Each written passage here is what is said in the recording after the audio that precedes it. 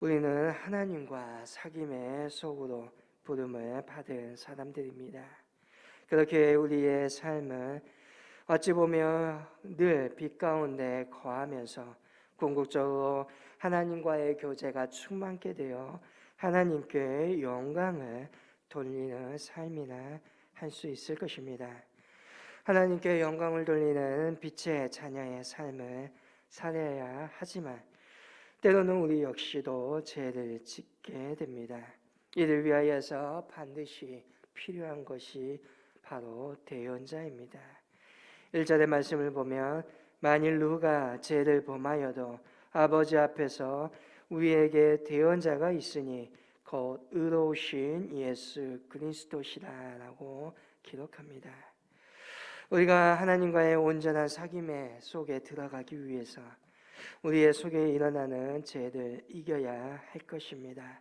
또한 하나님 앞에서 우리가 죄를 범하게 된다면 적극적으로 우리의 그 죄에 대해서 변호해 주실 분이 필요하십니다. 그가 바로 대언자이신 바로 의로우신 예수 그리스도이십니다. 예수 그리스도께서는 우리의 죄를 하나님 앞에 적극적으로 변호해 주시고 또한 병명해 주십니다. 또한 하나님은 예수 그리스도를 통하여서 우리의 죄를 사하여 주셨습니다. 이 절을 보면 예수님은 우리의 죄를 위한 화목제물이라고 기록되어 있습니다. 화목제물이란 예수님의 대속적인 죽음을 의미합니다. 예수님께서 우리를 위하여 하나님 앞에 자신을 바침으로 우리가 마땅히 받아야 될 모든 진노를 대신 감당하셨다는 것입니다. 이로써 우리는 모든 죄로부터 속함을 받을 뿐만 아니라 하나님과 화목하게 되었습니다. 이처럼 예수님께서는 우리의 화목제물이 되시고 대언자가 되시기 때문에 비록 우리가 이 세상에 살아가면서 여러 가지 죄로 말미암아 넘어지지 않고 실족하지 않게 하신다는 것입니다. 그 죄에서 벗어나서 하나님과의 사귐을 계속해서 이루어 나갈 수 있도록 인도하여 주신다는 겁니다. 그렇다면 요한일서에서 말하고 있는 사도 요한이 말하는 죄는 무엇입니까? 4절을 보면 그를 아노나 하고 그의 계명을 지키지 아니하는 자는 거짓말하는 자요 진리가 그 속에 있지 아니하다라고 말합니다. 그러므로 사도 요한이 말하는 죄, 그것은 예수님을 믿는다고 말하면서 그분의 계명을 지키지 않는 것을 말합니다. 예수님의 계명은 무엇입니까?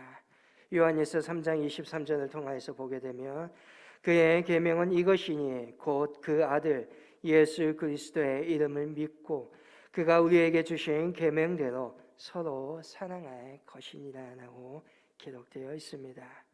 이 말씀에 기초해 볼 때 두 가지의 계명입니다. 하나는 그 아들 예수 그리스도의 이름을 믿는 것입니다. 그리고 또 다른 하나는 서로 사랑하는 것입니다.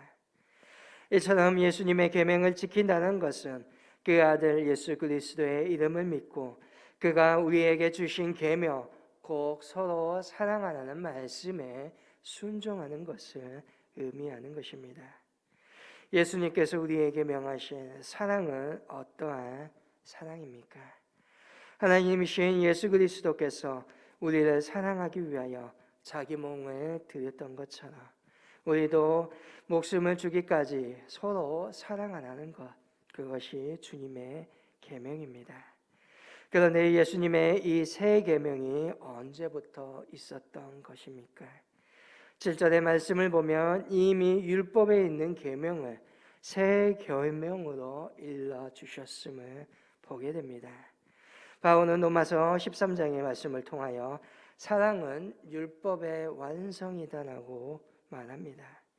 그러므로 계명을 지키는 말씀, 계명을 지키라는 말씀은 결국은 형제를 사랑하라는 것이죠. 어느 정도 사랑해야 됩니다. 내 이웃을 내 몸과 같이 사랑해야 합니다. 그런데 문제는 과연 어떻게 이것이 가능하냐는 것이지요. 우리가 과연 이웃을 내 몸처럼 사랑할 수 있는가 하는 것입니다.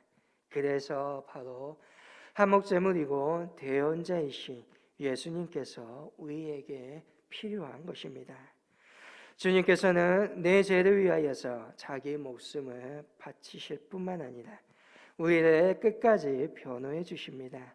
이 놀라운 사랑을 받았고 이 사랑을 오늘 우리의 삶 속에서 깨달아 알아야 한다는 것입니다.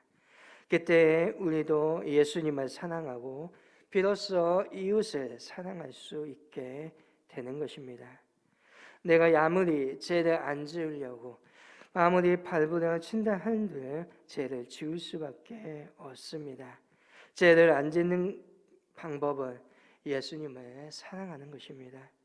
예수님의 말씀처럼 포도줄기인 예수님 안에 붙어 있어야 열매가 맺어지게 된다는 것입니다.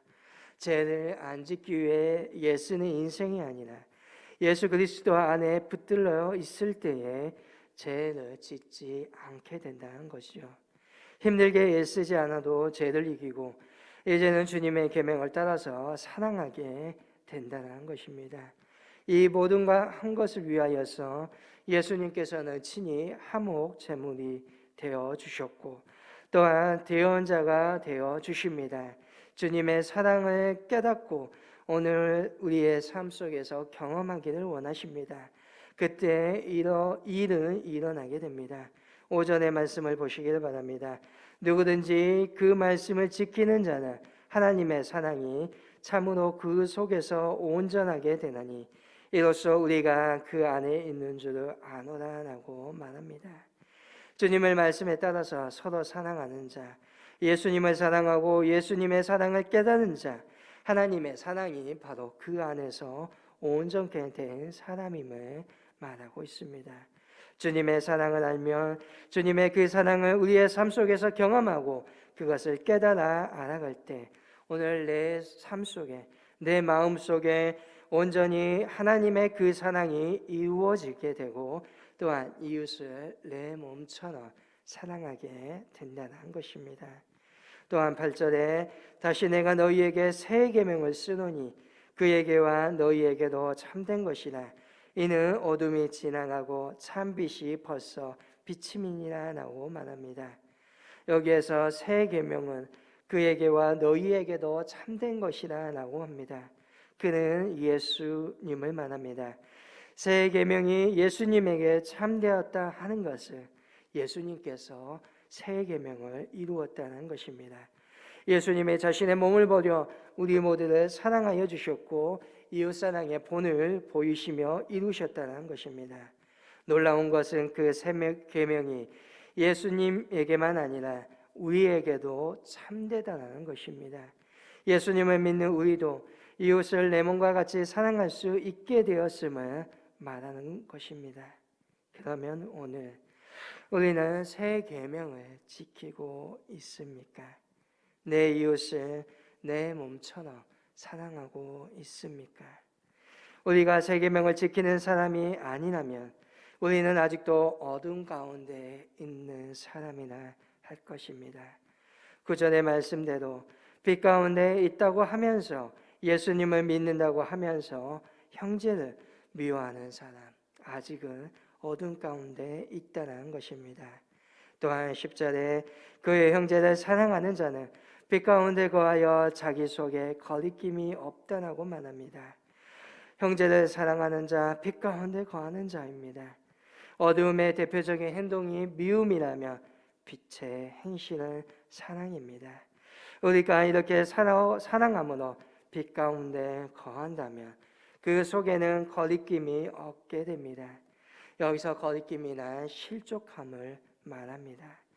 형제를 사랑하는 자 실족하지 않는다는 것입니다. 왜냐하면 빛 가운데 있기 때문입니다. 물론 때로는 넘어지고 때로는 죄를 짓기도 하지만 그 안에는 결코 실족함이 없습니다. 이는 굳건한 믿음 가운데 하나님의 깊은 사귐을 누리며 살아가기 때문입니다. 앞에서 말씀드렸던 것처럼 우리의 궁극적인 목적은 빛 가운데 하나님과의 교제가 충만케 되어 하나님께 영광을 돌리는 삶입니다. 그러나 11절의 말씀과 같이 형제를 미워하는 자는 어둠에 있고 어디로 갈지 몰라 방황하는 삶을 살아간다는 것입니다. 그러므로 오늘 우리는 죄를 범치 않는 삶을 살아가기를 원합니다.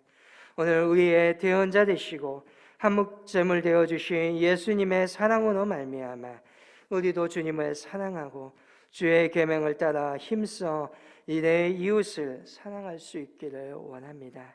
그래서 온전히 빛 가운데 거하며 하나님과 깊은 사귐을 통하여서 하나님의 영광을 구현하는 삶을 살아갈 수 있기를 원합니다.